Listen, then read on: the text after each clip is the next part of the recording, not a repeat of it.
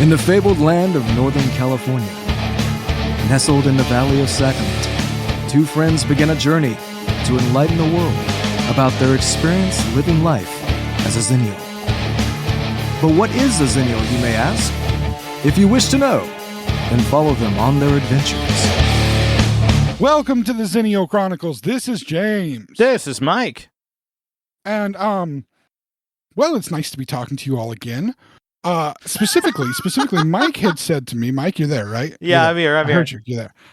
Mike had said to me earlier this week, and we're back again after only 1 week. We're not taking a break again, which is awesome. We might next week, depending on all the different things that happen. There's a lot of things up in the air with families and other stuff. I have more people coming to my house for Thanksgiving than I originally anticipated. Oh, man. Yeah, my dad was going to come because both of my sisters who live locally had some things going on, and one of the sisters, the youngest one, is being corralled into cooking Thanksgiving dinner for the first time ever for her husband's family. Oh, really? So she can have fun with that. Yeah, she's I don't think she's ever really cooked a full Thanksgiving dinner before. So, I'll be there if she wants to call, although I can only help her so much when it comes to turkey, because I do my turkey my way, and any other way I just think is improper and incorrect. And, except for deep frying, I'm a full fan of deep fried chicken. However, I will not do it myself for the main reason that I don't want to burn to death and burn my house down. Yes, I know there are safe ways to do it, but I ain't fucking with super hot oil and fire. That's just no. I stay away from that. My method works fine. I'm more than happy with my method. But then the other sister, her plans kind of fell apart and got all weird, so she's going to be here too. So it's going to be like, this is fun. All right. Yeah, it's really funny. Actually, my wife and I were actually out doing our pre-Thanksgiving preparation shopping last night because we want to beat the fat rush. Like, we know the fat rush is coming. We just want to stop that from happening entirely. And hold on. Is that what you call it when I go shopping? The fat rush? Thank you, Mike. No, that's oh my God, no! What the hell? But yeah, I was dude, you killed my train of thought. I was seeing like Walmart had like $54 deep like turkey deep fryers specifically for frying turkey. Yeah. Which I didn't know they were that cheap. I thought they'd be way more expensive. What is that, like $50? Is that like a one-time use deal and then you never use it again and buy a new one next year? Here's the thing about it is all a deep fryer for a turkey is just basically a metal canister.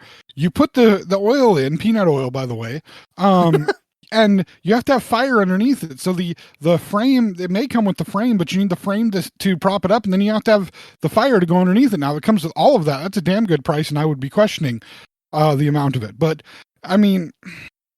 I'm personally, though, I'm not sure that a $54 deep fryer from Walmart is entirely trustworthy. Just saying. I wouldn't trust it, but again, I don't deep fry my turkey. I have my turkey pan, and it's a very good turkey pan, and I do the turkey in the turkey pan. Yeah. That was the way I said that sounded weird. I felt very pseudo presidential, orangey presidential the way I said that. Anyway, we're not going to touch on that topic too much. Don't worry, Mike. I'm avoiding that entirely. I almost went into impersonation mode myself. I don't necessarily want to do that though. I almost did too in the process of saying that. I was talking about my turkey pan that I had. You know what? Like, he's great turkey pan. He's one of those. I love my turkey pan. Damn it! You had to. You had to go for it. I had to. He's one of those bad impersonations that everybody does at a party. You know what I mean? Yeah. He's one of those ones. I try to avoid that entirely. But I'll stick with Christopher Walken and then call it from there. It'll be a fun Thanksgiving because at least I get all the things that I want for Thanksgiving. But yeah, there's things up in the air for all of us. So we may not do a podcast next Friday. Just to be prepared. So we're here tonight, And Mike had mentioned to me throughout the week that we really needed to talk about at the beginning of the podcast the fact that we are having still some really elevated numbers on our YouTube, specifically views, right? I don't. Okay, so I don't know. It's not necessarily YouTube views themselves. I don't know. I haven't looked at the YouTube stats for Xennial Chronicles, but what I do know is we are getting elevated podcast plays overall, and I think it's just straight audio. But I don't know where the source is, and we are getting a continued increase. So we wanted to say, whoever you are, wherever you are, because we can't find it. We can't find where who's listening to us, but thank you. Like, seriously, it's pretty incredible to see the amount of well, not necessarily like we're not getting a response or anything like that. Too, people aren't like commenting, but numbers. I mean, a lot of the time, yeah, we're getting people listening to us, and we both think that's absolutely fantastic. Because I can tell you, on at least from the people that I know that I've told about the podcast, the only people that listen to us regularly are listener Alex. I'll say his name. If you're listening, listener Alex, you know who you are, and you've talked to me about the podcast while you're listening to it, and that's flipping fantastic. Yeah, absolutely love you for it. And my dad, at least those are the only ones that report to me listening to it. And my dad just listens to it to offer me corrections on the things that he thinks that I said wrong especially in family stories. And I either tell him that, okay, I maybe exaggerated a tiny bit to make the story sound better, or I say, you're an old man and you don't frickin' remember. This is how it happened. I don't think I've actually seen a response. Like I think it's been a while since I've heard some response from my family on some of these podcasts personally, which is fine. But again, there's at least numbers showing in the digital world that somebody is listening. So thank you. And also, if you can, go to YouTube, comment on the videos, go to Facebook, find us on Facebook, follow us on there. Try to comment on there, because Mike posts the videos on the links to YouTube videos on Facebook every time we put the podcast out. I don't know if Twitter's going to exist by next week, dude. Okay, or what? So just to say, like, yeah, absolutely, it is. Wow, it's happening so fast. Everything that's happening to Twitter is happening in like breakneck speed. I feel like what was really funny is like it's only been like about 2 or 3 weeks that I was trying to find a social media app that was less to be real. We can be real about this. Facebook at times can be somewhat incendiary, and it's not the platform, it's what the platform shows you, because it garners interaction, and it's been like that for years. And so I wanted something that I didn't necessarily want to worry about. With Twitter, it was great because I was legit following people I was only interested in. I rarely got any recommendations from anyone else unless it was somebody that I followed following said other person, and that person's following like Samuel L. Jackson, or they're following Mark Hamill or some shit. You know what I mean? Like, bitching people. So that's the kind of response that I'm getting on Twitter. My Twitter feed was great.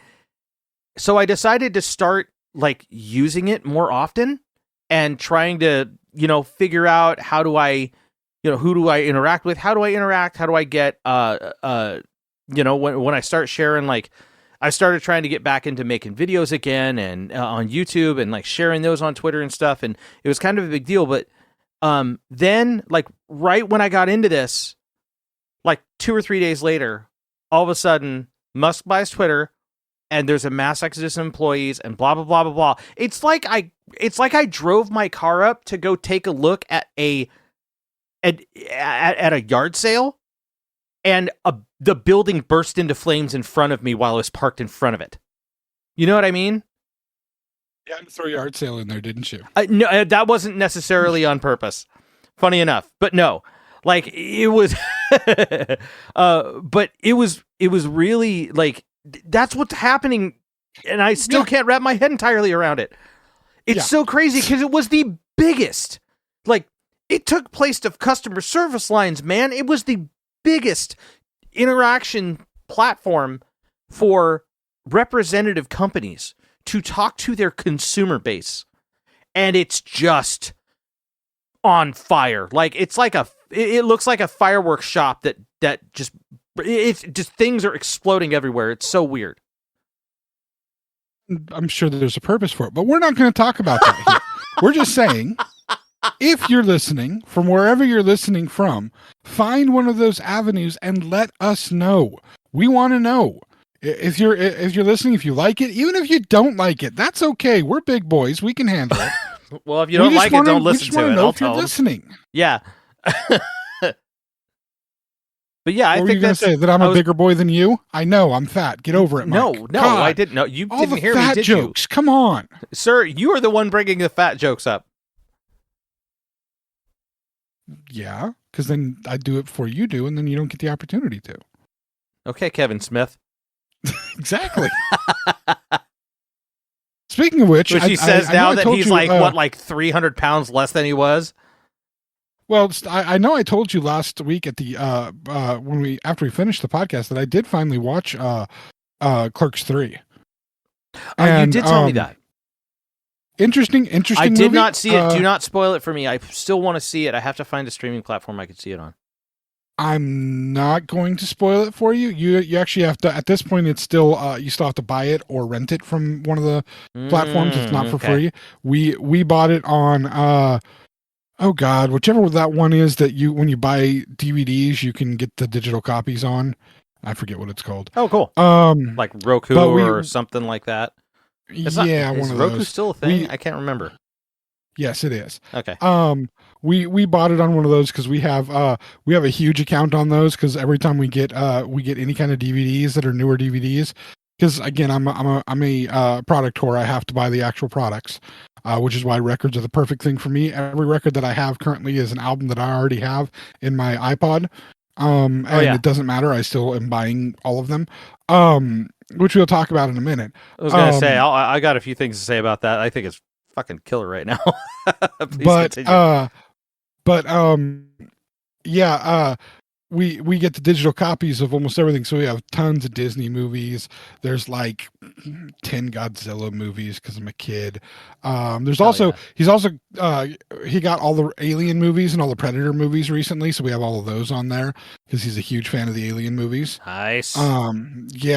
Finally, after years and years of trying to get my wife to watch the Alien movies, he finally convinced her to watch the Alien movies. And it was very interesting to hear her thoughts on the Alien movies in the sense that, the first one was all right, but it was really slow moving. The second one was awesome. The third one, what the hell was going on with that one? The fourth one, it seemed familiar to me. And I'm laughing as she's saying all these things because, the first one is slow and boring. The second one you like because you like James Cameron and you like almost everything that James Cameron directs. So that makes perfect sense. The third one was really weird movie. And the fourth one was written by the guy who did Firefly. And it was actually the group that's on the crew that's a part of that story was basically a template for the Firefly crew. And she loved Firefly and the subsequent movie Serenity. So everything she's saying, it's like, I know all of this all makes perfect sense to me because what you're describing is the behind the scenes stuff that you just don't know about. And that's amazing. That's so funny. Wait a minute. Are you talking Alien Resurrection? Yeah, Alien Resurrection. Holy shit, Joss Whedon did write that. I did not know that. And if you watch that again, go watch it again and look at the crew. The crew is basically a prototype of what will come as the Serenity crew. Oh, wow. Okay. Wow. It's not exactly the same, but you can see so many similar characteristics to what will be the crew. And you just have to look at it kind of from the side and like, oh yeah, okay, I see some of the connections here. It's not exact, but it's definitely, you can see the prototype of this weird ship's crew. And kind of similar roles for various people in it. Wow. Mm-hmm. Huh. That's pretty cool. Okay. I didn't know that. That's fantastic. Huh. I'm gonna have to take But a look at that anyway. again because, yeah, Firefly was great. It was. But it's one of those things. Firefly was great, but the thing about that is there was only one season of Firefly. The one season was great and fantastic. But would the second season have been great and fantastic? The movie was all right. But The would movie the is pretty second good. season or the third season or the fourth season? We don't know. But the first season was good. That's the one thing we know. Yeah. I mean, when it comes down to if you're going to look at like other series like Buffy the Vampire Slayer, they were great for like what 4 or 5 seasons, and then they just tanked hard, didn't they? Yeah, and I mean it's arguable whether Angel was ever good. Yeah, absolutely. And then I mean I've watched almost all of Angel, and interestingly, my wife loved Angel. She did not love Buffy the Vampire Slayer. Oh wow, that was really. You know, my wife actually, I showed her like the opening, like the first season of Buffy the Vampire Slayer, and she immediately got into it because I was like, "You've never seen this?" Like my parents used to watch this all the time on WB. I was like, "I see this," so I showed her on Netflix, and she ended up marathoning the entire thing on her own. Speaking of which, I think I have. I think I may have almost the entire set of Buffy on DVD. Oh, Bought it one nice. day at a thrift store. Nice. I'll see if my wife maybe wants to part with it, and if you'd be interested, we might be able to work out a deal. That is potentially. That is Something to think potentially about. negotiable. Yeah, Mm. we'll see. Especially there's items on the market with that. Okay. Anyway, I'm gonna leave that as a secret and be like, what items are on the market? What's happening? Is James selling a kidney? No, they can't get to the kidney. They can't Too get much to the kid. too much blubber to cut through. Oh my god. It's one of those days. I'm sorry. The fat jokes are just in my brain. It's there. It's there. It's Do happening. you know why they're in my brain? Why? Because of all the fat tissue. Oh my god. It just keeps going, don't it?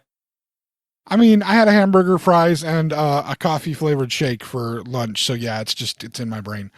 Anyway, what were we talking about? You lost me. Oh yes, people, please comment. That's where we were at, right? Yes. No, Kevin Smith. There's where we were. No, dude, we went Clerks tangent 3. upon tangent upon tangent. The point of the conversation was somewhat of a call to action. Like, let us know where you're from, where you're. I know that at least from the site. I changed it.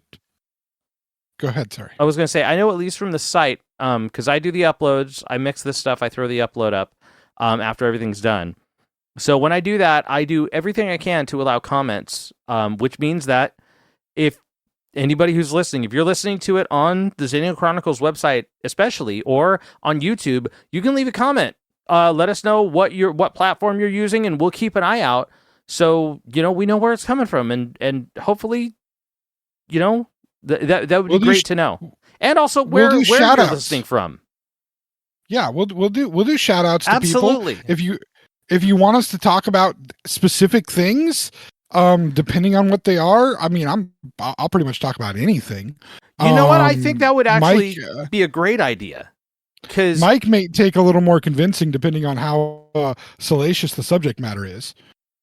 But, I mean, okay, perv. But if you want, you guys can. If you want, like, I own that title. Yes, you do. But like I'm saying earlier, like if there's anything that you guys find particularly interesting that maybe are centered around when we were kids, or what our opinion is based on certain things that are happening today that may be based in some stuff that happened around our upbringing or stuff like that, let us know if you got any ideas, any topics you want us to talk about, and see what our opinions are on them. Please leave a comment and let us know, and we would love to take a look at it and see what we can, maybe you'll hear us talk about it on one of these shows.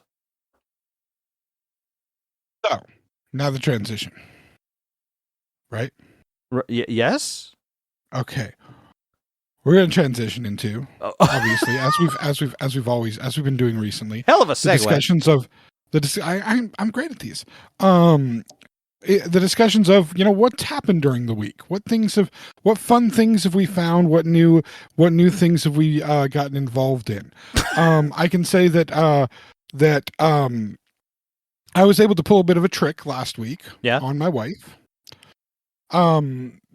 It's been talked about very often here on the podcast how much I love, obviously, Star Wars. Yes. How much I love the Marvel Cinematic Universe. Harry Potter. These are all. But speaking specifically about the Marvel Cinematic Universe, last week was the opening of Black Panther 2: Wakanda Forever. Nice. I was very careful in mentioning to my wife, hey, we're going out and do a little date time on Saturday. You want to go see a movie? Yeah, what's playing? Well, Wakanda Forever is playing. I made very clear, or didn't make very clear. I made very careful to not mention to her, because she really doesn't pay attention to when movies come out. I was very, very careful not to tell her that it was the opening weekend for the movie. Oh. Because she prefers to avoid opening weekends. Like when the Star Wars movies have opening weekend, I go the opening day, and then the next day I take my oldest son to go with me because we have that shared love of Star Wars. So it's very rare that she wants to go. She doesn't like opening weekend. She wants to go a couple of weekends later, sometimes waits till, one of the last couple of weekends that it's still in the theaters, because she'd rather not deal with all the huge crowds at the movie theaters. They annoy her. And admittedly, she's got reason for it, because we had some really annoying people in the theater that were talking constantly throughout the movie and making commentary loud enough for everybody to hear. Which is, to me, that's like, that's like falling asleep and snoring in church, as far as I'm concerned. It's that level of disrespect. But I was like, hey, you don't want to go see Black Panther 2: Wakanda Forever? And she has hit on a few specific films and series within the Marvel Cinematic stuff that she really, really likes. Like, I tried to get her to watch all the various series. She kind of liked the Hawkeye series. She kind of liked the WandaVision, especially with the way that WandaVision was shot, the way that they did the episodes. She loved seeing the kind of homage to television that the show really was. And then the actual plot reason why it was done that way, which was fantastic. But Falcon and the Winter Soldier, she didn't watch any of that. She really did like, though, to the point, like, she was obsessed over it. She liked Moon Knight, like total 100% like Moon Knight. Okay. I don't know if it's an Oscar Isaacs thing or an Ethan Hawke thing, or if she just liked the idea of Moon Knight, because as we've discussed on here, he's kind of Marvel's kind of version of Batman, except he actually does have the whole origin of his character as having supernatural powers being connected to a deity. Whereas, yes, that has happened to Batman, but his origin is just some rich dude that's got gadgets and trained a shit ton in various martial arts. I mean, technically, yes. Yeah, so you're not wrong. But I'm not, and that's the thing, is the literal origin of Moon Knight is he is basically possessed by a freaking Egyptian deity. So right. that is the difference between them. Also, he's got dissociative identity disorder, which Bruce Wayne is fucked up, but he doesn't have DID. So he's got problems. Technically speaking, he did do the Zur-En-Arr thing at one point. As a matter of fact, that's actually I believe Zur-En-Arr is it's kind of funny because it's not like a deity thing, but it is a made-up identity used as a failsafe for if somebody were to psychologically break him. I get, but again, not the core of his character, not the origin and core of his character. Right. So they are different. But yeah, for sure. She loved Moon Knight. It's an interesting series because, again, it does the whole blending of the action and the heavy stuff with comedy, and she absolutely fell in love with it, and had found herself a couple of the Funko Pops that were related to it, but that was one of those very much like the Bram Stoker's Dracula ones, which, again, big obsession for her, that she was not content with just the one or two that she got. She had to get the entire set. And so there's kind of a hunt on for that set. She ended up getting she did end up getting it. I think she's missing one from it, and they didn't do. There's a couple of Egyptian deities that are dealt with within the show. Khonshu being the main one that controls or basically gives the power to and somewhat controls Moon Knight. And then there's two other ones that I can't remember the name of now, but one of them is a crocodile deity. The other one is a hippo deity.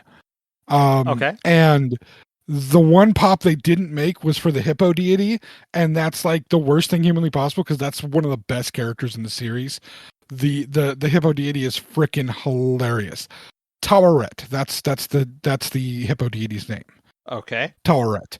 Hilarious. Absolutely the best one to me, the best part of the series because she's so funny throughout the entire thing. Through the episodes that she's in, freaking hilarious. For being an Egyptian god, she's just funny as shit. So that's the only one that they didn't make, but she was getting those. So there's, like I say, there's these few that she obsesses over. As far as the movies go, Doctor Strange is her favorite. The two Doctor Strange movies are her favorite of the movies. Secondary to the Doctor Strange ones was the original Black Panther. And yeah, those are the ones that she liked more than any of the others. So she was interested. I knew she was interested in seeing the new Black Panther. I know she's always been a big fan of Angela Bassett, so that helps. So I convinced her to go see the new Black Panther. I don't want to say too much because I don't want to give anything away. We're only a week of it being out. Right. There are spoilers all over the place. The one thing I will say is they do justice to the loss of Chadwick Boseman. Really? The entire movie is literally about the people of Wakanda and specifically his mom and his sister dealing with the loss of the character of T'Challa, his character.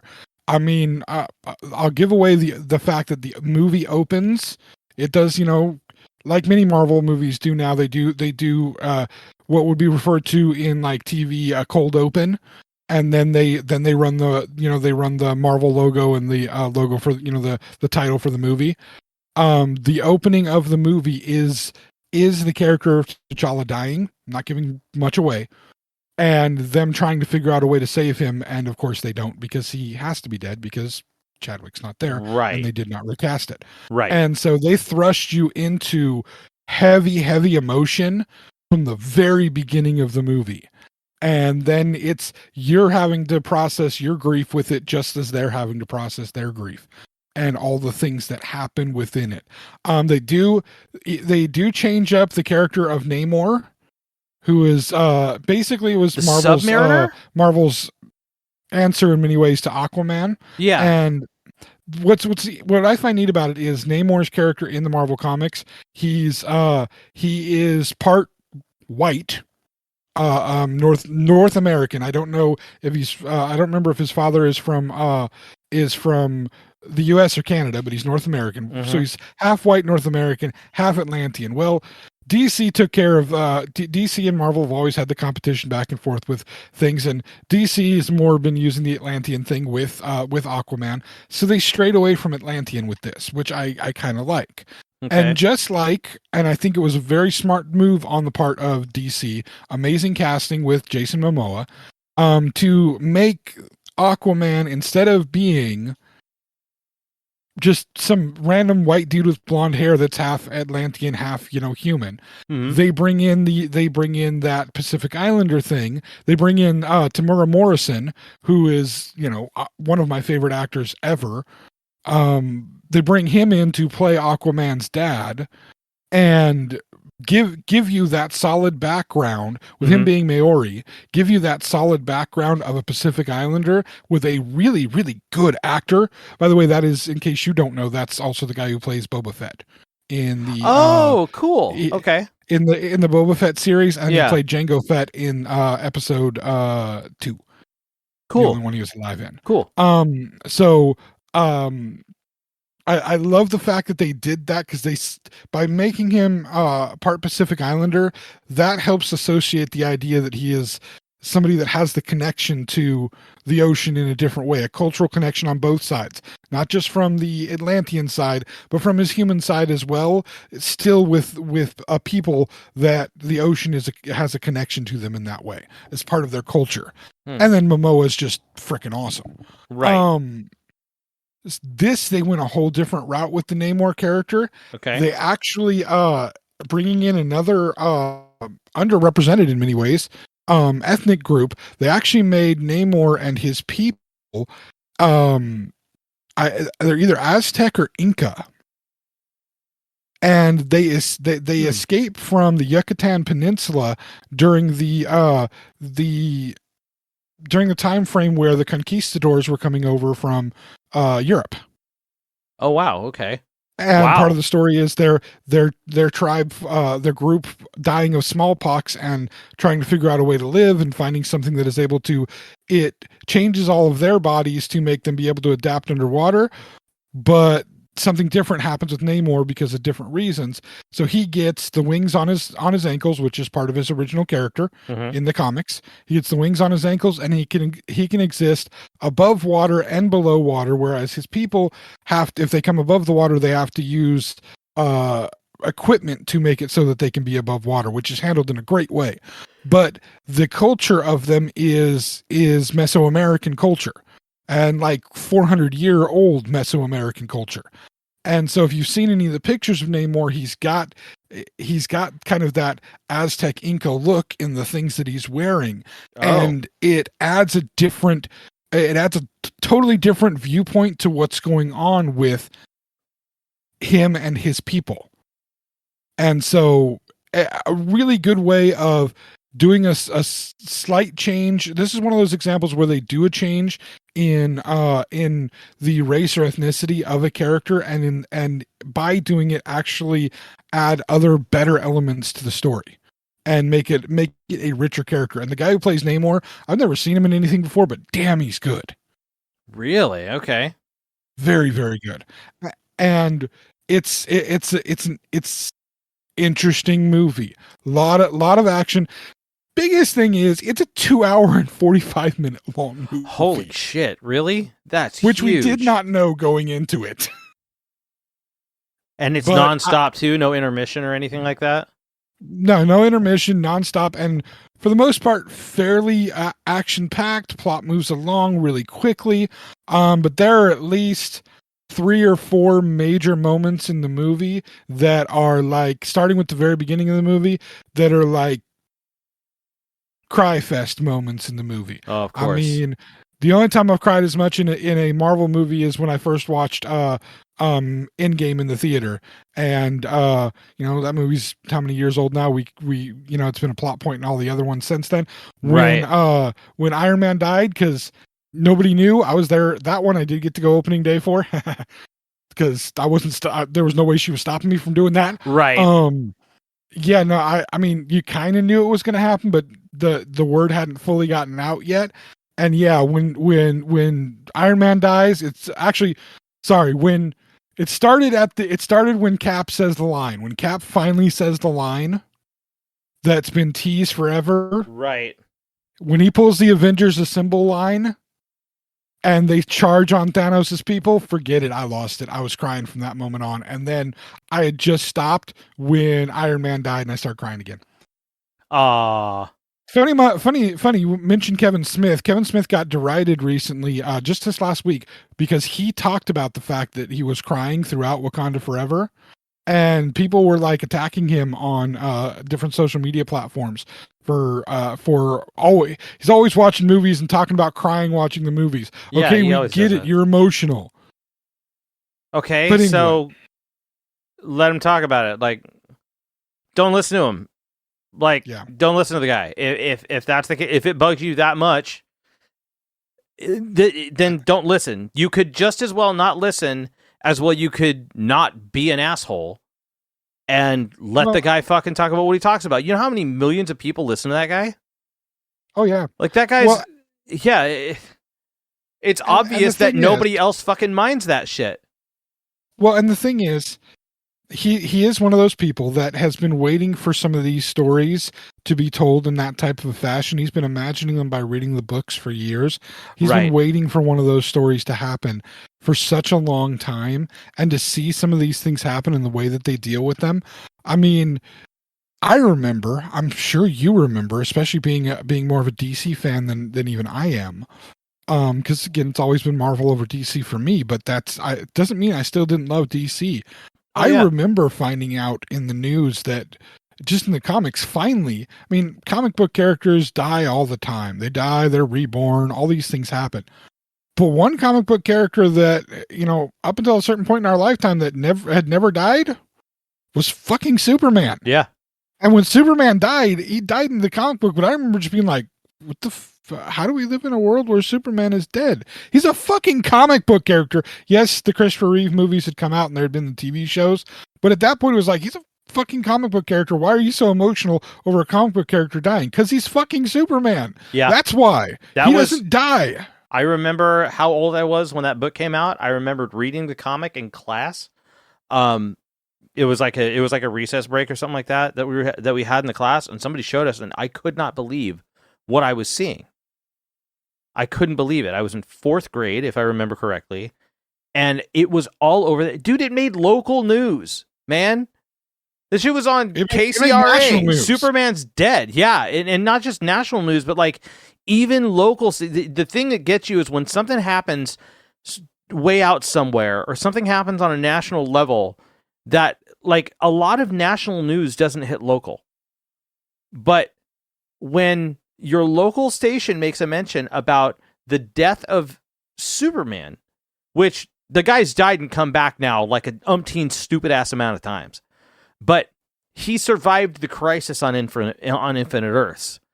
Like, he was like the one of the few that were proven to not have anything crazy happen to him in any universe that had existed up to that point. When he died, that's the first time that you had the capability that he was seen as immortal. He was essentially an all-powerful being. Yeah.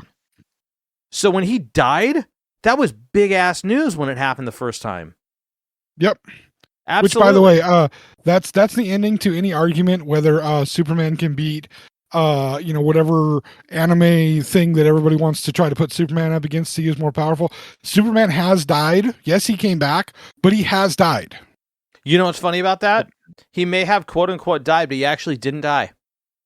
Yes, I know. I have the novelization of the life and death of Superman. So yes, I know he didn't technically die. Right, and well, that's what all people he put out in the argument. to Just have because a happen was to character be put out in the sun for a little while. Right. Well, that's the thing is, just because a character, and this is where I think it's, and you know exactly which character I'm talking about here, because people make that argument till they're blue in the face, and there are multiple different comics companies and manga companies that make that argument. But the problem is that you've never actually put one of those characters through the paces to where they have proven that they can't.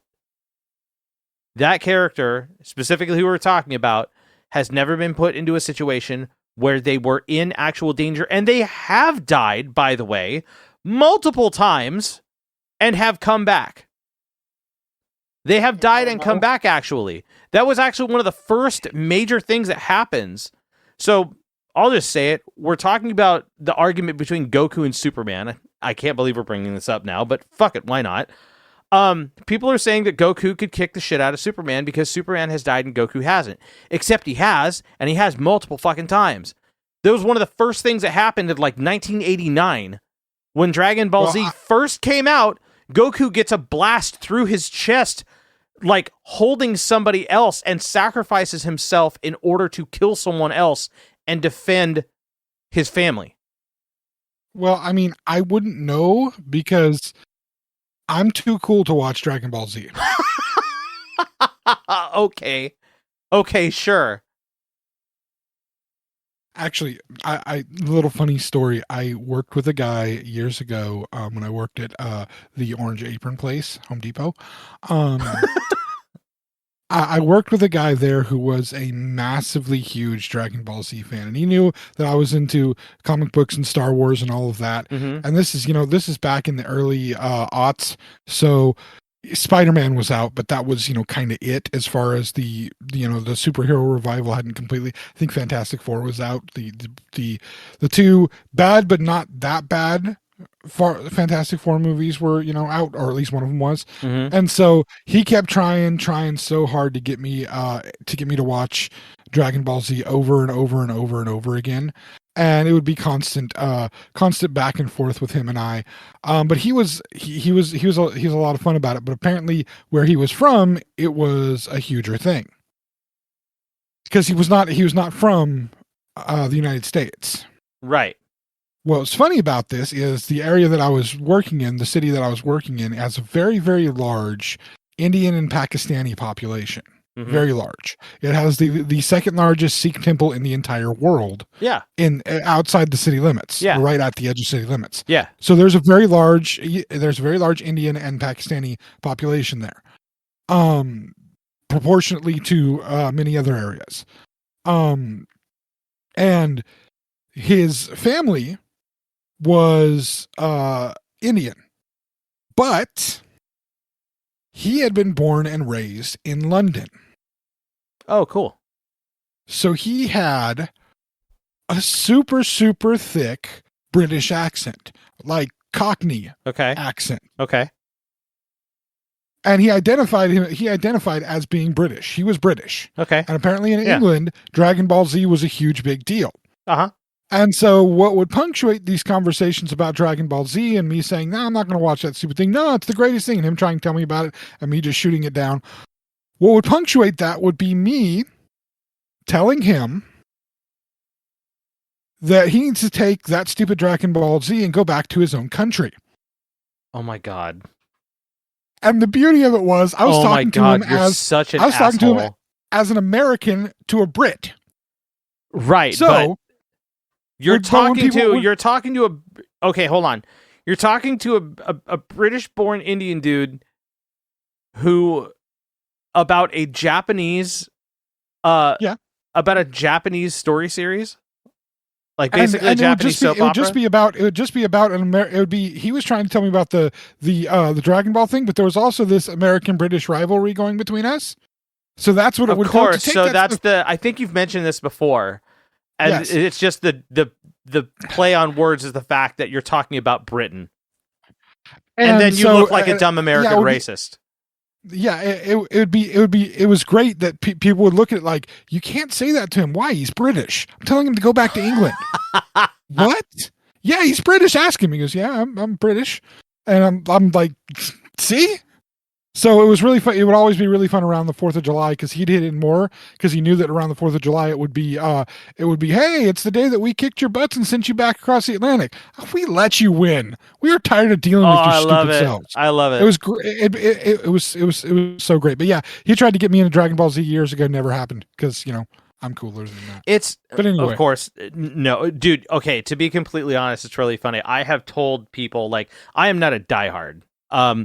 I'm a passing fan of Dragon Ball. I haven't seen any of the new series. I think there's certain things about it that are kind of interesting, but dude, you want to know what the episodes sound like? The episodes sound like two dudes talking about how powerful they are for 3 episodes before a punch is thrown. And it's narrated. I know. And nothing fucking happens and then somebody dies. And that's it. That is all that happens in every fucking episode I've ever seen. The best way to watch it is they trim all the fat and they get straight to the action. The series is called the Kai series, so it's Dragon Ball Z Kai. And they've done every season in the Z series, and they cut like all the fat. But apparently the new series that have come out, they learned their lesson, and now it's a lot more fast-paced, and it's actually moving. You see proper character development and all that kind of stuff, apparently, from what I've seen. I don't know. I haven't seen the new series. But anytime I tell somebody, and I am not really like the biggest manga fan at all, I have never been able to sit through a manga series or an anime series of any type. It's just, it doesn't, there's nothing that holds me. There's fucking There's fucking superpowered dramas about basketball and shit. Like, in those, don't get me wrong, like, I am not trying to knock anybody who likes that stuff. I'm not. But, like, I look at the sensationalization of it, and I can't wrap my head around why it's so dramatic. And there are some series that have beautiful animation, but the animation, it just feels like that's the only thing that really does it for me. The last, you give me any of the films, like any of this, like Akira or anything by Miyazaki, and they are fucking amazing films. They're beautifully animated. They're great stories. The dialogue is a bit hit or miss because of the translation, but that's the only reason why. You can get past that and actually watch the film because of how well it's done. Just so you know, I pronounce it the American way, Akira. I know. That's not the way it's pronounced because it's from Japan. It's called Akira. I know.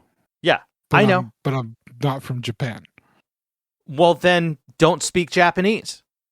I'm not trying to. I'm just saying. I know what it's pronounced, and so I will call it that.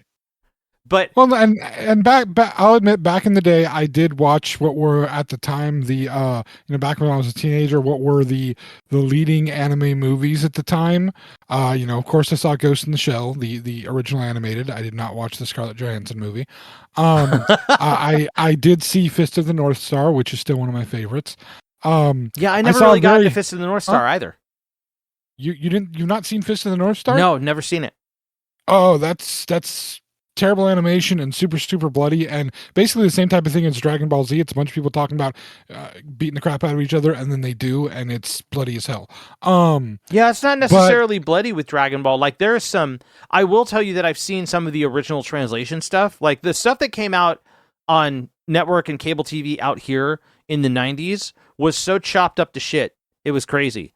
Honestly, I will say that a lot of the Sailor Moon stuff I've seen is really interesting. There is some really interesting, very controversial storytelling that was censored to just high hell in the States. And the gay and bisexual subplots. There's a lot of there were a lot of those. But how do you fucking take... I don't know if you know exactly what they did. How do you take lovers and turn them into cousins and not make that shit awkward as hell? Because I remember seeing those and going, those cousins are really affectionate, and that's very off-putting. Yeah. And I'm like 14. I never watched it, but I do know that's what they were doing. Yeah. But no, one of my favorites was always one called I'm not pronouncing it right because again I don't know the right pronunciation, but it's I knew it as Riri, Rei, probably Ray Ray or something like that. Yeah, but anyway, I'm not that familiar with that series. If you ever get a chance to watch that one, holy shit, that was a thing. That was a weird ass movie. Recently I saw Ranma 1-2 is a weird one too. That one's off putting too. I think it's I don't know. I think it's weird. Just go check it out. Go check it out. It will. I don't know if there's any subtext to it. I've only seen like 1 or 2 episodes. It's entertaining, but it is also very strange. Riri's got a naked dwarf. So seriously, it's a weird ass movie. It's fantastic. But there's not a lot of anime series that I've really been able to sit through and enjoy. And it just I watched a few of the movies recently, only because, again, the oldest child, who is the Godzilla fanatic, is also into a lot of different anime movies.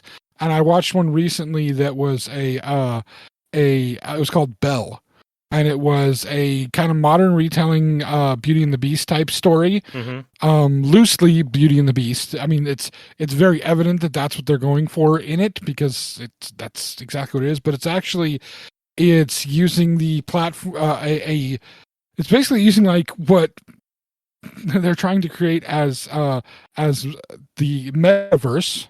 Neil Stephenson, thank you for that title. For those of you who don't know Neil Stephenson, look up Neil Stephenson. He's a writer. Wrote some of the early books that really inspired the internet, including inspiring Google Earth. and any type of massive online game where you have an avatar that you use as your character, and you customize that avatar to look how you want it to look. That is all based on the book Snow Crash that Neil Stephenson wrote. So great book, go check it out.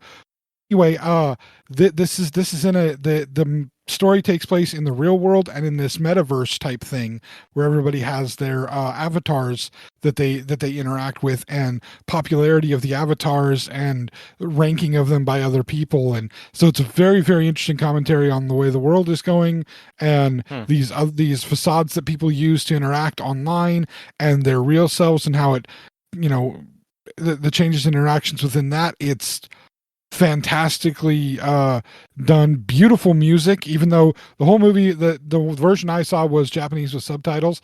So the singing that happens, the main character in there, one of the things that their avatar does in this world is sing. She sings naturally, so it's her actual real singing voice. The character in reality, it's her real singing voice, but with the avatar. Absolutely beautiful singing. I don't know what's being sung other than reading the words, and obviously it doesn't rhyme and make sense in English, but it sounds beautiful as hell. And it was an amazing movie that again, I'll Kevin Smith this. It brought tears to my eyes with how beautiful the movie was put together. A little weird on the way that it told the story, but again, American audience watching a Japanese movie, we tell stories differently. And so there's beats that we expect in stories that didn't quite happen in this story that like I would have expected them to happen.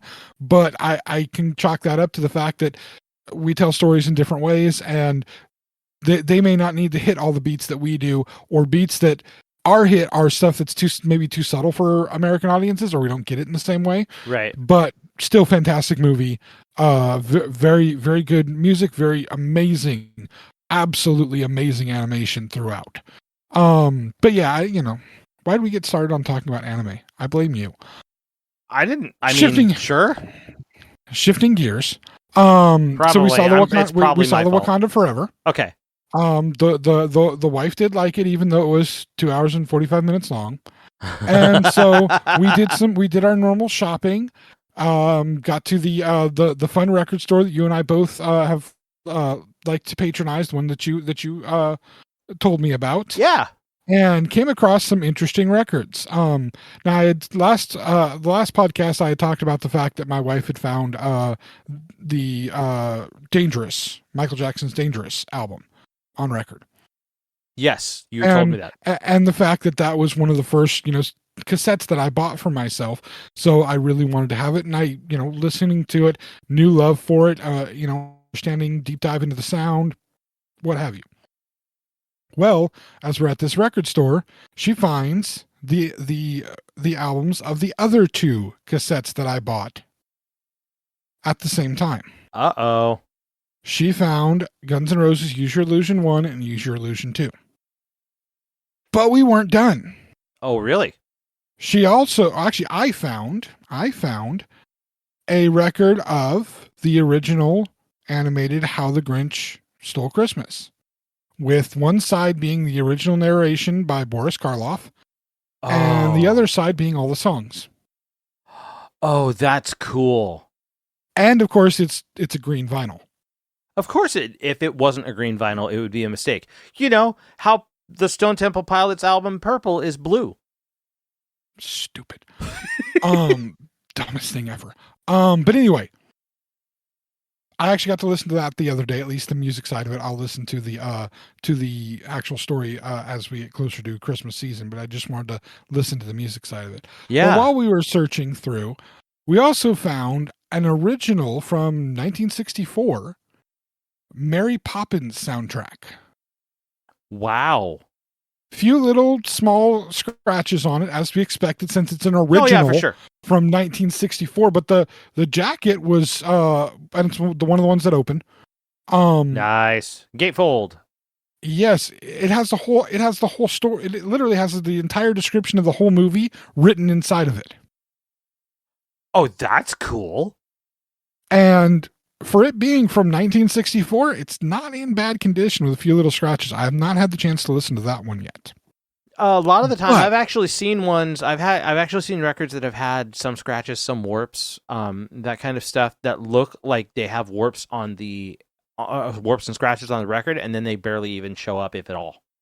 Well, the other one I bought had a little. I did listen to, and it had a little bit of pop and crackle in a few places, but I chalked that up to the age of the record. And this one I haven't mentioned. I haven't said what it is yet, because while I was searching through, this other section, I felt compelled to search in, of all places, the soundtrack section. Again, this is where I found Mary Poppins. I found something else. Now, while we were waiting for, while we were sitting in the theater waiting for Wakanda Forever, they have the things that the real stuff that rolls ahead of time. Advertisements for things. Have your business meeting in a Cinemark movie theater, that kind of thing. But they often do trivia stuff, and this one trivia thing was having it had a celebrity talking to some web celebrity and asking the web celebrity trivia questions. And some of the trivia this set of trivia questions were songs from films, right? And so it's the one would say the name of the song, and the other one had to figure out what film it was from. So like I Don't Want to Miss a Thing. What movie is that from? Armageddon. Very good. Yeah, I had to think about that one for a second. You had to think about that one? It took me a minute. I had to think about, like, I knew which one it was. Like, it's that fucking one with Ben Affleck and Liv Tyler and the fucking meteor. Like, I had to think of like everyone, like then Bruce Willis, and I was like, what was the name of the film? I couldn't remember the name. I knew the movie, I just didn't know the name. Well, I don't remember all of them, but like I was in the process of eating while I was trying to watch it. So I wasn't. Normally I would be answering, because I do that whenever there's trivia questions. I'm going to answer. And one of the questions stood out to me, because the question was, "I will always love you." Right. What movie is that from? There's two of them. There is. Yeah. Now the guy didn't know the answer. The web celebrity did not know the answer, which I was like, seriously? And so the other celebrity said it from The Bodyguard. And I looked over at my wife and Who's the web celebrity? I don't remember. They were young. Okay. So they probably never saw The Bodyguard. But I look over at my wife and I said, that's the wrong answer. What's the right answer, Mike? Best Little Whorehouse in Texas. That is the right answer. Yeah. And so that happened. I mean, technically speaking, both of them technically count, but it originated from the Best Little Whorehouse in Texas. Well, because the person who sung it in that is also the one who wrote the damn thing. Well, right, exactly. Didn't she write "I Will Always Love You" though, and it came out on an album first, and then she put it in the movie? Well, yes, she wrote it about a music partner that she had worked with before that she had to leave working with. Yes. That's what it was specifically written about. And then, she had it put in the movie. It's not in the original. The original Best Little Whorehouse in Texas was actually originally a stage play. And so, she had that song added in afterwards. This is one of my favorite movies of all time, to the point where if I ever have a chance to be in a production of it, if it's ever done on stage, or if there's a movie, I will fight for the role of Melvin P. Thorpe, Okay. the role that Dom DeLuise plays in the movie. I want that role, one, because I want his songs. Okay. From the movie, I want to sing those songs, but also that's the funnest role in the entire movie. That is the absolute best role in the movie. But I watched that movie hundreds of times when I was younger. And that is the soundtrack that I found sitting in the record store, an original version of that soundtrack. And we had just talked about it watching the movie Wakanda Forever. And we saw the thing. I didn't even have to say what movie it was from. I just looked at my wife and said, that's the wrong answer. And she just smiled because she knew what the right answer was. Now, what's interesting about that is we were watching this movie, right? This was on last Saturday that we were watching this movie. This was a few days, 4 days before what would have been my mother's birthday. I have not been able to watch Best Little Whorehouse in Texas for the last 10 years. since my mother passed away. This was one of her favorite movies. We would watch it, sing along with it. My dad's a huge Burt Reynolds fan. He also is a huge Dolly Parton fan. As far as he's concerned, that is when Dolly looked her very best. Because my dad will say it. Sorry, Dad. He's a boob guy. He likes himself some boobs. And Dolly has an impressive pair of boobs. So this was a movie that was ingrained in me with my childhood, and specifically the last two songs in the movie, Hard Candy Christmas and I Will Always Love You, have always been emotional songs for me, but since my mother passed away, I can't listen to them. I can't hear them because I can, but immediately I start in tears and I'm crying through the whole thing. Because they are emotional. I feel that emotional connection. That's one of those things that was mine and my mom's movie to watch together. And so it was like I was being spoken to. Had to get me the record. Had to get it. Again, I played it and had some crackles and pops. First side of the record, no problem. Second side of the record, no problem. Had a great time until the last two songs. Hard Candy Christmas, I got through. Somewhat. Cried a little bit. Yeah. Entire time through I Will Always Love You. But you know what? You know when I listened to it? I listened to it on my mom's birthday. Oh, man. First time I have listened to that song in its entirety in 10 years. Good Lord, dude. It was good, though. It was cathartic. It was a nice, healthy, cathartic cry 10 years later. Wow. Getting out some of that feeling, being able to enjoy it, and even crying, enjoying the music, the beauty and the mastery of that song, how emotional it is, how much better Dolly Parton sings it than Whitney Houston. I'm sorry, people can love the Whitney Houston version all they want to. Dolly Parton puts so much more emotion in it, you can feel like she's almost crying while she's singing the damn thing. Yeah, and you can't help but cry too. Yeah. And I've always been emotional hearing those two songs. It's just more so because, again, all I can think about is thinking about my mom during those times. But it's a good thing. It's that, again, that catharsis moment to experience that and deal with it again. Great record though. Great to have it. One of my favorite soundtracks of all time. But it was a wonderful find to have for that weekend. And then, stopped by and saw some people. That's not important. Went home, had, great rest of the week for the most part. Nothing else really major happened. But the record story doesn't end here with me. The record story continues. Yes, it does. With you. Yes, actually. So, last night, funny enough, I was out with my wife and we were doing our Thanksgiving prep shopping at Walmart. And we were kind of just to beat the fat rush. Not that way, but yeah. No, the fat rush is different. It's different, James. See, because the context in which I'm saying it, I'm not being offensive. Sure. Okay, so anyway, so when we go to Walmart, Walmart has a vinyl section.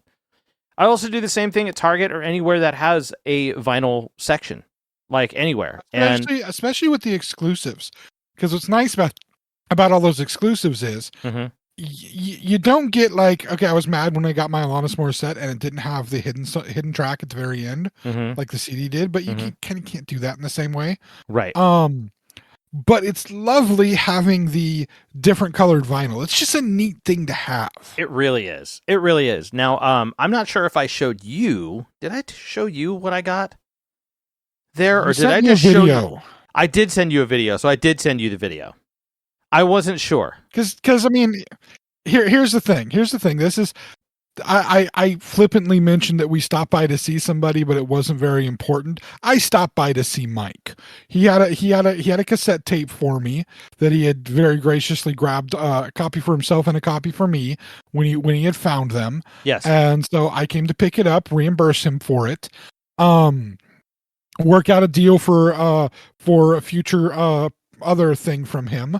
Which I part of the cleaning I was doing earlier that I told you about is prepping for that thing to come. It will be here soon.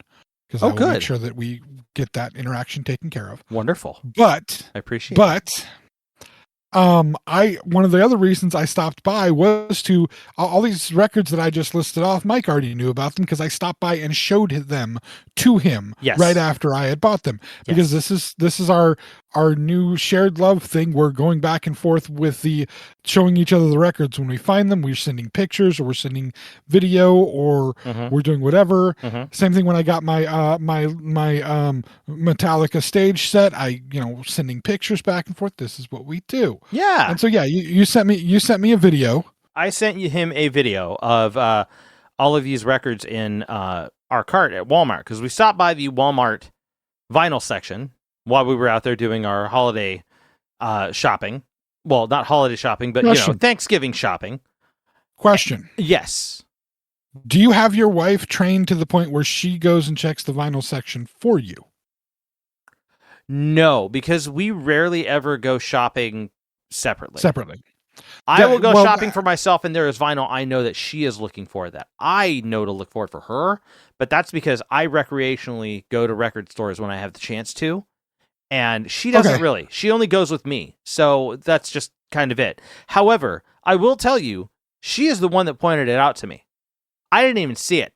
We go out to the electronics. We're looking at other stuff, too. We're looking at, camera lighting for our live streaming and stuff like that. And she turns the corner and she's like, honey, come here. And I was like, okay. So I turned the corner into the next aisle, and there is a sheet of paper printed at the record section, the vinyl section, saying all vinyl records, $15 for clearance. Oh, yeah.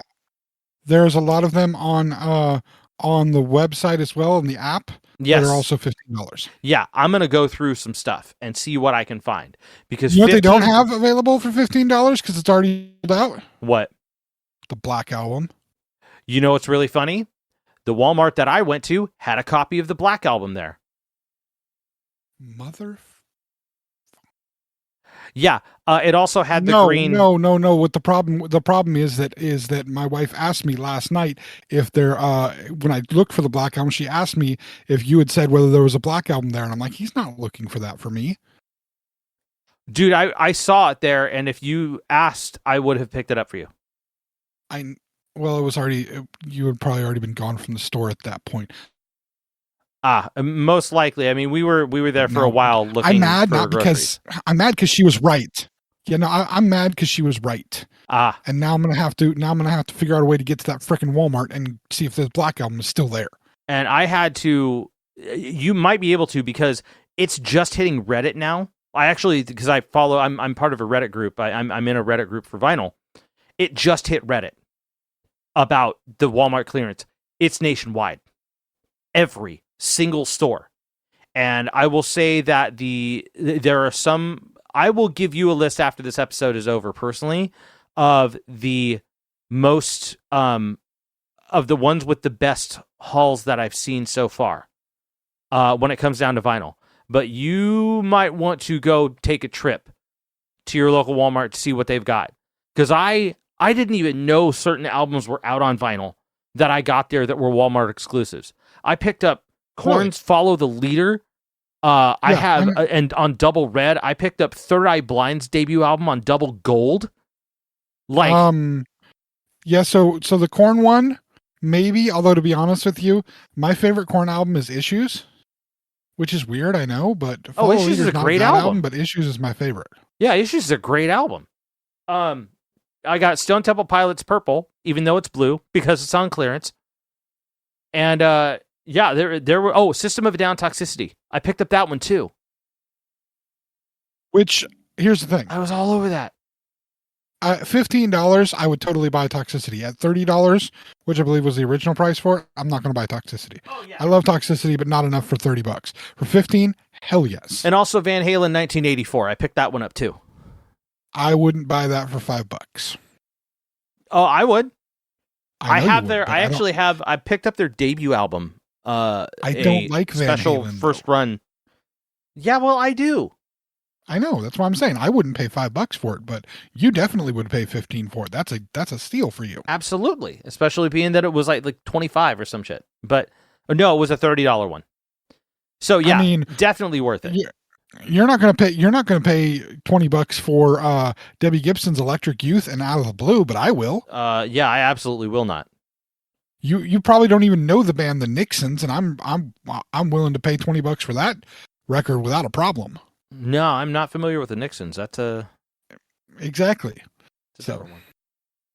But yeah, there's that. Which is, I mean, it was a great haul. I showed my wife, and she's like, "Well, I've told you about."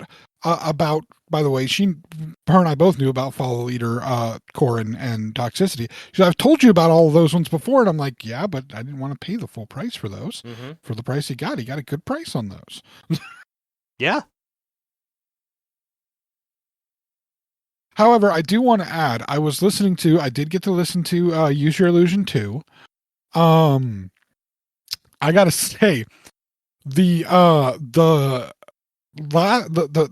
side 2 of the second record is like that's one of those that like I could just listen to side 2 of that for just listen to that one on repeat. Oh yeah. I mean, do you have that one yet on vinyl? Which one was it? Use Your Illusion 2? No, you know what, man? I never really got into Guns N' Roses. Okay. The last side, the final side of the albums. Yeah. I remember being at a house party with your band. Uh-huh. And arguing with a drunken former coworker, I believe of yours, about the album Appetite for Destruction being the best album ever, and me just totally trashing it the entire time. And the guy was so drunk, all he could think to do was try to convince me that it was the best album ever. It was hilariously funny. Because he just would not stop. And admittedly, it has, I think, one of the best rock songs ever done. But still, I mean, it's a great debut album, I'll say that.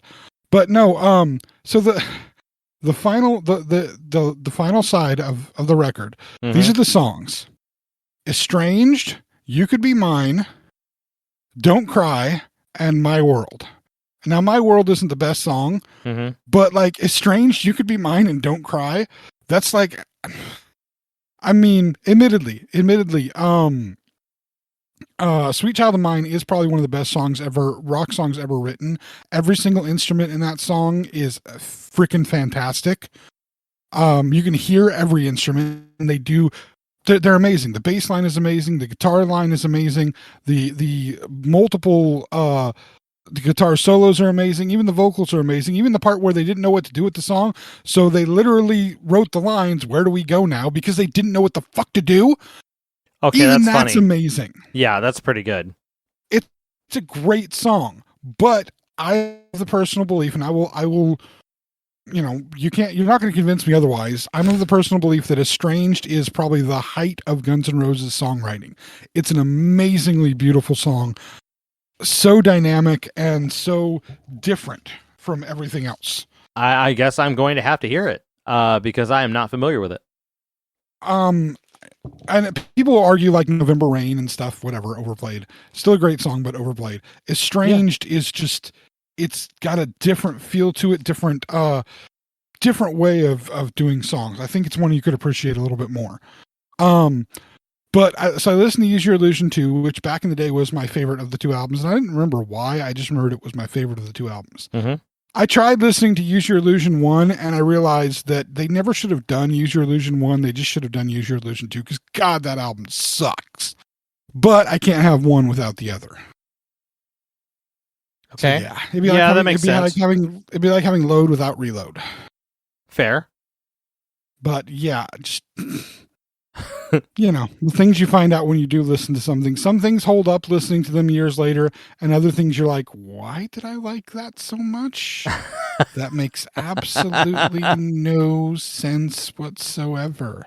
It's like I remember listening to Dishwalla's album over and over and over again, and going back and listening to that album again. It's like there's only one even like kinda sorta okay song, and even that one is like Okay, so you count blue cars. What the fuck is that about?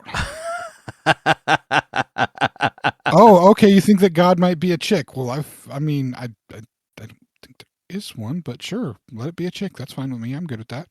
It's not that novel an idea. I mean, there have been female deities throughout multiple religious beliefs for a long time, so whatever. But okay, if you think you're, if you think you're being revolutionary with thinking of God as a chick, okay, cool. Go count your blue cars. But that's, you have those moments. Then you have other moments where the things still live on and still give you the feeling. And yeah, I wouldn't want to have Use Your Illusion 2 and not have Use Your Illusion 1 in the collection. I do not have Appetite for Destruction because I don't really like that album. It's got a great song on it, but I don't really like that album. And then they've never made anything after Use Your Illusion 2 that's worth anything. The Spaghetti Incident, really? And then the Chinese Democracy, that's the next thing. Come on. Dude, yeah, Chinese Democracy tanked hard. It was not great. Did you listen to it? It was, I gave it a spin because I was interested in if there was any major change, and no. I did not like it. Absolutely awful. Yeah. But pretty interesting. Bad. Still love Slash and just about everything that he does. So again, get a good lead singer and look what happens. Right. Yeah. That guy saved, dude, Miles Kennedy saved 2 bands. Basically, yeah. Yeah. Basically. Mm-hmm. I like that guy. He's a damn good singer. Incredible singer. Plus one of the bands has did the theme song for one of my favorite wrestlers, so there's that. Oh. And it's got one of the coolest names for a song ever. Which one's that? Metalingus. Oh, that was on their first album. I bought that album when it came out.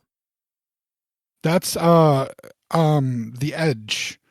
WWE superstar The Edge. Cool. Adam Copeland. Cool. That is his entry music. That's great. And I think the only person who might have better entry music, just because it's kind of a non-competition thing, would be Triple H. Oh, Motorhead. Right? Well, it's not just I don't know if it's Motorhead or if it's just Lemmy, but Lemmy wrote the song, I think, for him. Oh yeah, the game. So yeah, like if Lemmy writes a song for you, that kind of trumps just about everything else. Oh yeah. Oh yes. I mean, or you'd be like John Cena and write your own theme song, and that's just awful. But anyway, on to the wrestling discussion. Yep. The song is by Motorhead. It is Motorhead? It is Motorhead the band. Dope. I just all know about that, like, it's not my favorite Motorhead song by any stretch, but like, you hear it and it's like, yeah, okay, it's time to play the game. Thank you, Lemmy. Yep, it's time. But yeah. Anyway, that's our record story for the week. That's our other stories for the week. Do we have anything else? I mean, not that I can think of at the moment. I did finally give in to my wife's desire to have Christmas decorations outside. I purloined some from you. No, they're not out yet. Oh God, no. No, I haven't put them out yet. No, I have very strict policy about Christmas decorations. Mm-hmm. Christmas decorations are not allowed to happen until the day after Thanksgiving. Thanksgiving is too important a holiday. Although my wife went a little basic white girl, she bought a new like door greeting things to hang on the door, because we have one of the hangers on the door where there's stuff hanging from there all the time. I got her to hang one that said welcome, that just had like potion bottles, and she just kept it up all year round, even though it was supposed to be Halloween themed. I just thought it was kind of cool looking, so I kept it up all year round. But apparently she's going into the she already got herself a small tree that sits on the table in between where my chair is and her corner of the couch is. She got herself a small tree that she decorates for every holiday. Okay. So, like the cookie tins that, like, grandmas put like sewing stuff in. Yeah. We save the cookie tins for her to have for each of the because it's a little tiny tree. It's like a 2-foot tall tree. Mhm. So she buys miniature ornaments for or she buys things that she can turn into ornaments for each holiday. So and she started this last year after Christmas. So at Valentine's Day there were like little hearts and things on it for Leprechaun Day. Funny that works out that way, right, Mike? Shut up. For that day there was like gold coins on it and stuff like that. All through June it was rainbow. So I applaud her for that one. So she does different things. I figured we should put firecrackers on it and light it on fire for 4th of July. She did not like that idea. She was she's like, no, it's my tree. No. So, but it had Halloween stuff on it. The Halloween stuff was taken off on November 1st, and November 1st, the Thanksgiving stuff was put on it, the fall harvest stuff. And so she's trying to branch out, something that I've stopped her from doing, which is like the full on decoration for every holiday. Mhm. I minimized it to like just Halloween and Christmas, but the tree was the start. Now she's trying to get the hanging door greeting things. And she got one the other day. She brought it home, showed it to me, and quickly put it on the front door before I really could say anything about it. And it was, I wanted to say something, but I also did not want to get hit. Because it was about the most basic white girl thing that I could think of. Because it said, family fun football. Oh my God. Yeah. Okay, that's funny. All I'm waiting for is to come down and her having transitioned away from wearing Crocs to wearing Ugg boots and sitting around drinking pumpkin spice lattes. Although she did buy this weekend, she did buy finally 2 pairs at I think at TJ Maxx actually. Found 2 pairs of the markdown. They're usually like 50% off from the normal price. Markdown Crocs that have the lining inside. Oh wow. Okay. She had been resisting. I don't want to wear those. It seems like they'd feel weird on your feet. I'm like, you need to try some. Found them there. Said, try it on. Just try it on. It's in your size. Try it on. She put her foot in. She goes, my feet are warm. They're super soft. They're even more comfortable than normal Crocs. I'm like, I know. Because I have 4 pair. 3 that I've worn regularly.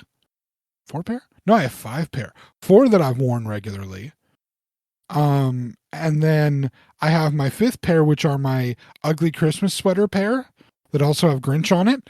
That I bought after Christmas last year and I haven't had a chance to wear yet because I have to wait till day after Thanksgiving to wear them. Yeah. Oh yeah. Lined Crocs. Yeah. Have you seen my ugly Christmas sweater ones? Did I send you pictures of those ones? No, I have not seen the Christmas sweater Crocs. Dude, I am sending you a picture of that tonight. Okay. But anyway, yeah, she put that one up. But I the thing I gave into is she's always wanted to do, like I said, the outside decorations for Christmas. Mm-hmm. So we got some lights from you. We got some other lights. I don't know if those are going to go outside or go inside. We're still debating on those ones. But the other ones, she got like the net style that you can put over bushes. So luckily she's not going to try to get me to hang lights like around the edge of the building, because that ain't gonna happen. Mm-hmm. I ain't getting on ladders to do that. I'm not a ladder person. Most of them I'm beyond the weight rating for anyway, so we just stay safe. Jeez. I'm being honest. I know you are. But what I did agree to this year finally was inflatables. The inflatable Christmas decorations for outside. Okay. I agreed to a few of those. Now, she was kindly trying to get Star Wars ones for me, and I appreciated that thought. But I didn't want to make it just about me. I wanted it to be more Christmassy. And Star Wars, they make all the Star Wars Christmas stuff, but Star Wars really isn't Christmassy. It's just marketing because they want to sell as much shit as possible. I wanted something that was actually really Christmassy, but actually was very me. So Okay. instead, we ended up with the Grinch and Max, his dog. Well, of course. Which is me, but it's also totally Christmassy. Oh, yeah. like full on Christmassy. Yeah. So we have an inflatable of Grinch and the Grinch and Max to be able to go in the front yard. So that will be the beginning of it, and I'm sure that over the next couple of years it will grow in size and proportion. But you know, you finally give into some of these things after so many years. You know, she buys me the records. She's on the lookout for them. I guess I can let her have inflatables. What you got to do? Yeah. So, I think that's all we have for you today. Like I said, we may not be here next week, but if we are, Mike, where are people going to listen to us? Well, you could be hearing us on our website, thexennialchronicles.com. And if you are, please leave a comment. Let us know. As well, you could be listening to us on most other major podcast platforms. And I'm not sure if you can comment on those. I don't think you can. I don't know how those exactly work. I don't do a lot of podcast listening on separate platforms myself. But when I do, most of the time I'm listening to stuff on YouTube. Which you can find us there as well. Make sure if you haven't seen us, search for the Xennial Chronicles on YouTube to make sure that you find us there. Check out our channel. You might be listening to this podcast in video format. If you are, make sure you go underneath that video and click the like button. And next to that, hit the subscribe button. And by the way, leave a comment as well to let us know that you're listening to us on YouTube if you are. But next to that subscribe button, there is also something else. What is that, James? Please click the bell. Go click the bell. Oh my God.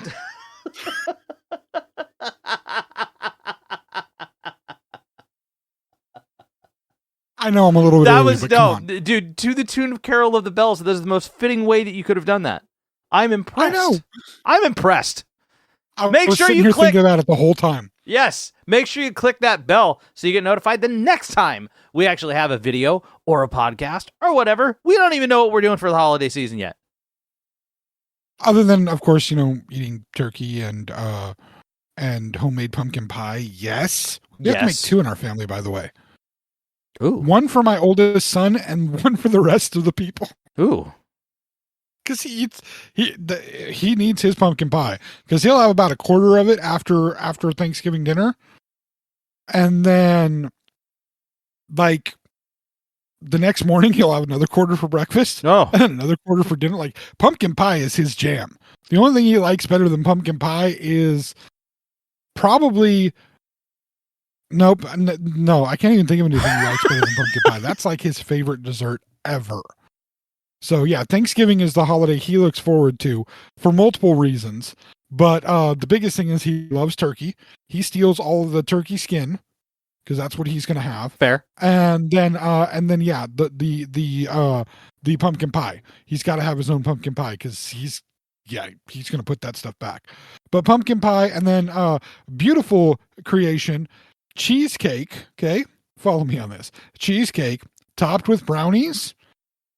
Yes. With a healthy drizzle of caramel sauce and sprinkled with nuts. That's the other dessert we're having on top of the that one's not homemade, that one is store-bought. Oh. But still. We don't do the store-bought pumpkin pies because my wife makes really, really good homemade pumpkin pies. And then of course the normal Thanksgiving stuff. Have to have that. Look forward to it every year.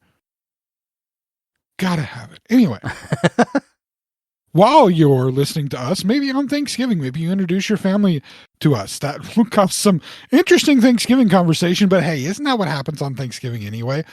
If you need to calm the mood after people have been listening, like, what the hell is that fat guy saying? And the ginger one, what is wrong with him? No soul. While that's happening, check out Mike's other 2 YouTube pages.